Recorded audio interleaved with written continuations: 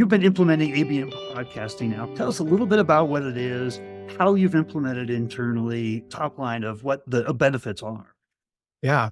So when podcasting first came up, I'll admit I was anti-podcasting, not because I don't believe in the concept, but it's hard to want to invest the time and energy and resources in something that's truly brand and maybe some future payoff initiative when every time you're in front of the board, it's much more tactical about pipeline and contribution to funnel and all those things that the board loves to talk about. I know you've had other guests on that talk about today's brand is tomorrow's demand. Again, that's a wonderful thought. I love the phrase actually, but again, when you're held to account on some tactical quarterly metrics, sometimes it's hard to get there.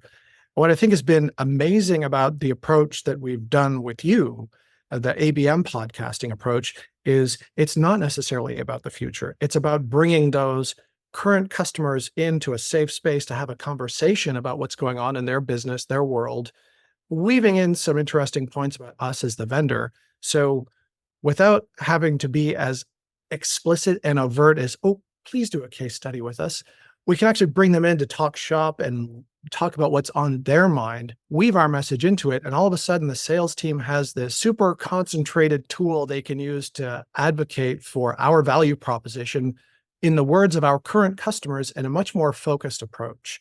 So it can have an effect on the pipeline today, and then go even further and invite prospects. So we've all been in the situation where the blocker is in the way and not letting us get to the more senior person. Well, why don't we just invite the senior person to come and be on a podcast for us and talk about how they view the world? And all of a sudden, the sales team is armed with essentially inside knowledge about how to go and market and sell to that account.